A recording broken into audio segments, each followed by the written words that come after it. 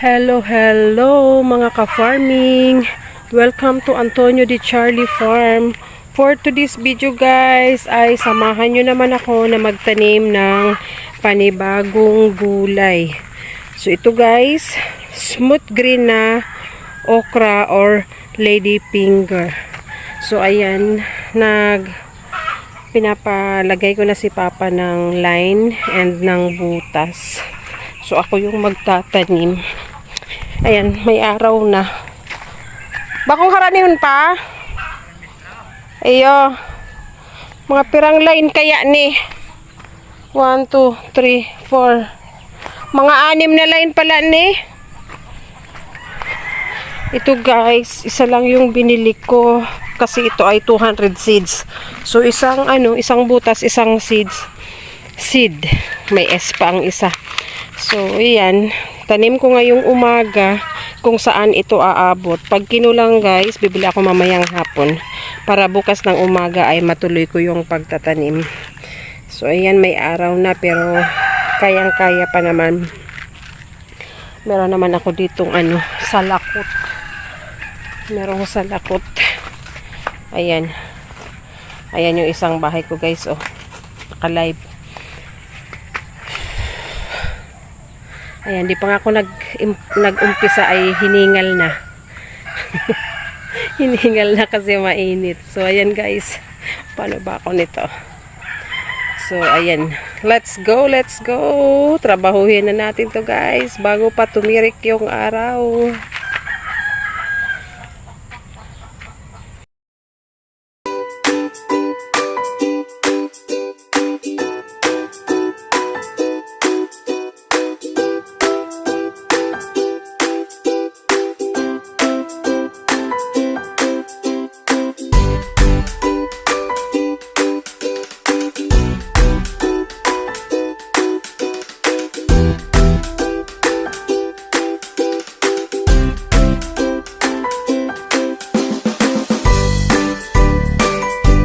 Ayan guys, naka-isang line na ako and mabilis lang magtanim basta naka-ready na yung mga butas na paglalagyan ng seeds. So nagpadagdag na ako ng lines kay Papa. Kasi meron naman akong salakot or sombrero. So kaya kong tapusin yan ngayon guys.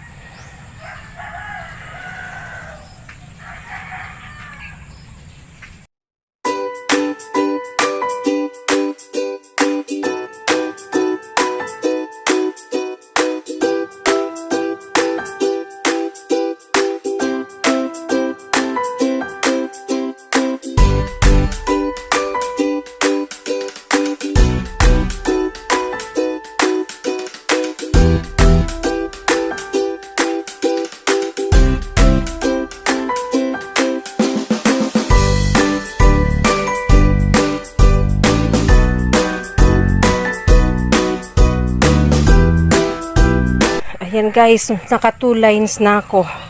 Mag water break muna kasi mainit. Hinihingal talaga ako. Parang hindi sanay sa trabaho. Ito yung itsura guys ng ayan sa malapitan. Smooth green ng East-West. Ito ang kinaganda guys. Itong gusto ko talagang tinatanim. Kasi siya, bawat dahon may bunga. And madali siyang i-harvest. Yung parang pag-harvest ko ng sili, ipipitas mo lang. So, ayan, hanggat napipitas, ibig sabihin malambot pa. Kasi yung matigas na ay makunat na guys, hindi na pickle. So, ang seeds niya ay ito guys, ipakita ko yung itsura ng buto niya. O, ganyan lang itsura ng mga isang butas, isang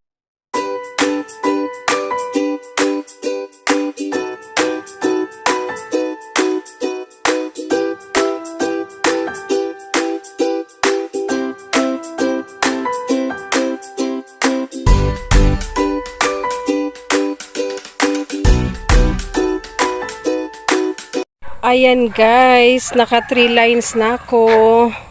Ayan, konting kimbot pa guys, matatapos ko na. Hanggat meron pang seeds, tuloy-tuloy lang. Yung nagawang line ay 4, so 3 lines na yung nataniman ko. Tatapusin ko yan guys, kasi yung sikat ng araw ay hindi pa naman ganun katirik, ay maaga pa. Wala pang nasa 7:30 pa lang. So Ayan, tuloy-tuloy. Kahit hanggang 8, kayang-kaya yan. So, nakadepende to guys sa mga seeds ko. Kung matapos ko yung pang-apat na line na may seeds pa, ay magpapagawa pa ako ng isang line kay Papa. So, ayan, samahan nyo ulit ako guys. At nang matapos na ang aking trabaho.